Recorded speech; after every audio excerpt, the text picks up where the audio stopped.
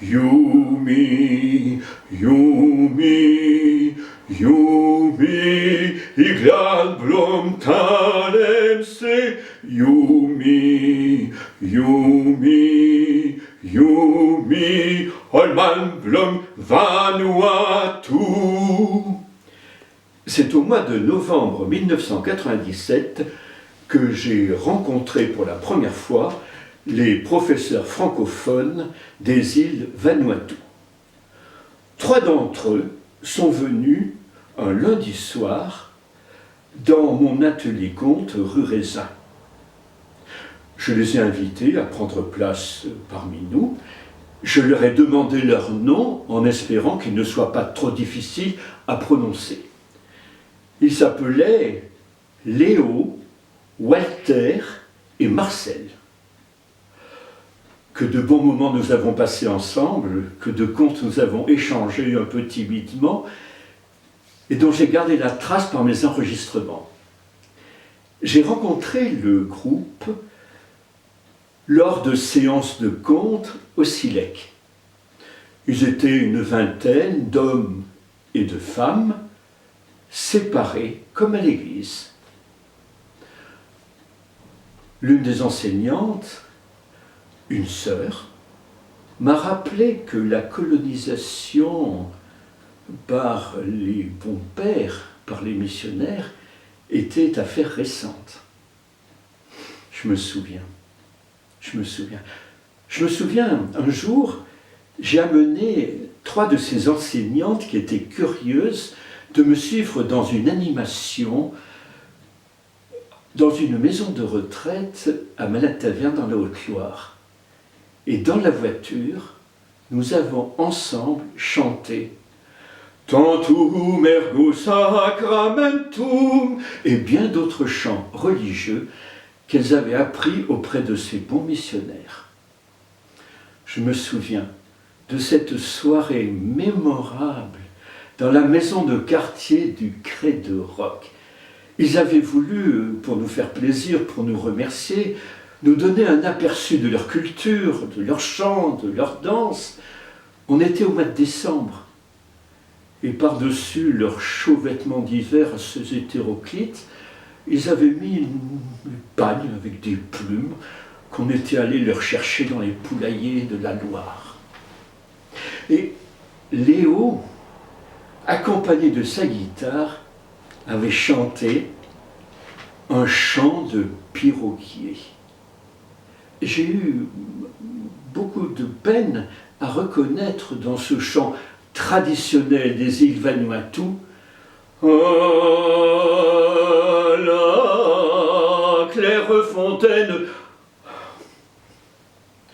Lors d'une des séances, l'une des enseignantes les plus âgées s'est tournée vers moi et m'a demandé si j'aimais les histoires de sorcières. Oh, je lui ai répondu bien évidemment. Alors, avec un sourire malicieux, elle a ajouté « Le père de ma grand-mère était cannibaliste. Il a mangé le dernier missionnaire. » Que de souvenirs. L'histoire que je vais vous conter, je la tiens d'Isabelle. C'est une histoire de son village, c'est une histoire de sa famille. Et dans le village d'Isabelle vivait, il y a très très longtemps, une femme roussette, ou une sorte de chauve-souris. Et dans ce même village vivait un jeune homme célibataire. Chaque jour, les femmes roussettes s'envolaient pour aller se baigner dans la rivière qui coulait non loin du village. Quand elles arrivaient près de l'eau, elles quittaient leurs plumes, leur plumage qu'elles posaient sur la rive, elles plongeaient dans l'eau, elles nageaient en poussant des petits cris joyeux. Et chaque jour, le jeune homme célibataire était caché derrière les buissons pour les regarder.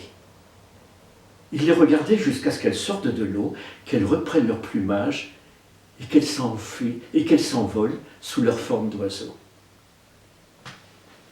Oh, il avait bien vu, au milieu de toutes ces jeunes filles, qu'il y en avait une qui était plus belle que les autres, qui avait commencé à faire battre son cœur et hanter ses rêves la nuit. Et il avait repéré l'endroit exact où elle posait ses grandes ailes avant d'aller se baigner. Alors ce jour-là, les jeunes filles étaient dans l'eau, elles s'éclaboussaient, elles poussaient des exclamations, elles riaient. Pris d'une subite impulsion, il est sorti de sa cachette, il s'est précipité, il a pris les deux ailes et il a couru les cacher sous une pierre, non loin de sa maison. Et puis il est revenu prendre sa place derrière les buissons. Les jeunes filles sont sorties de l'eau, chacune a retrouvé ses ailes, son plumage, est redevenue roussette et s'est envolée. Mais il y en avait une qui restait, désespérée, appelant ses compagnes. C'était celle pour qui son cœur battait, qui était là, qui cherchait ses ailes sans les trouver. Alors il est sorti de sa cachette, il s'est approché. « Que cherchez-vous, la belle ? Mes ailes. Sans elles, je ne peux retrouver mes compagnes, sans elles, je ne puis rentrer chez moi. » Elle était là, désespérée. Il lui a dit « Ne pleurez plus, je vous aiderai à chercher vos ailes. Mais en attendant, suivez-moi, venez chez moi, vous y trouverez un refuge, un abri. » Son regard était si doux, ses paroles si bienveillantes, elle ne savait pas où aller, alors elle l'a suivi jusque dans sa maison. Et elle y est restée. Et ils ont eu un enfant, un garçon. Et quand le garçon est devenu grand, il a dit un jour à son père « Est-ce que tu pourrais me fabriquer un arc et des flèches pour que je puisse chasser les lézards ?» Et l'enfant a commencé chaque jour à partir à la recherche des lézards. À cette époque-là, les gens ont commencé à construire un mur de pierre pour entourer le village. Alors le père a appelé son fils et il lui a dit « Tu vois toutes ces pierres, tu peux les prendre, tu peux les enlever, les soulever, faire ce que tu en veux. Mais cette pierre-là, tu n'y touches pas. Tu ne la déplaces pas, tu ne la soulèves pas. » Et l'enfant a promis à son père qu'il obéirait.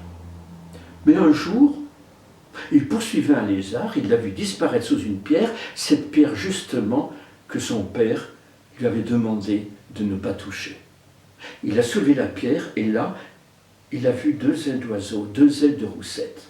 Aussitôt, il a remis la pierre à sa place, il a couru voir sa mère. « Maman, maman, devine ce que j'ai trouvé. »« Et quoi, mon fils ?»« Maman, cachée sous une pierre, je sais que je n'aurais pas dû la déplacer, j'ai vu deux ailes de roussette. »« Mon fils, surtout, tu n'y touches plus.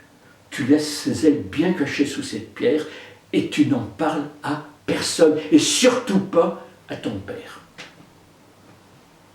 À quelque temps de là, l'homme, furieux contre son épouse, pour je ne sais quel précadit, quelle faute qu'elle a commise, a commencé à l'injurier, à la traiter de tous les noms, à lui dire « Ah, on voit bien que tu n'es pas une humaine, tu n'es qu'une femme roussette, une roussette, un oiseau de malheur. » Elle n'a rien dit. Mais dès qu'il s'est éloigné, elle a appelé son fils. Elle lui a dit « Mon enfant, sans te faire voir, va chercher les ailes qui sont cachées sous la pierre. » Et l'enfant est revenu. La femme a pris les ailes, elle a repris son plumage de roussette. Elle est redevenue oiseau. Elle a mis son fils sous son aile et elle s'est envolée. Elle s'est envolée jusqu'à son village. Elle s'est envolée, elle s'est posée dans les branches d'un bananier qui poussait à côté de la maison où vivaient ses parents. À ce moment-là, il y avait, au pied du bananier, une vieille femme qui était en train de balayer. C'était la grand-mère du petit garçon. Dans le bananier, la femme a cueilli une banane et elle a dessiné sur la peau de la banane le visage de son fils. Elle a jeté la banane. La vieille femme, aussitôt, s'en est emparée, elle l'a regardée. Elle a senti une grande émotion. Elle a reconnu le visage de son petit-fils. « C'est mon petit-fils !»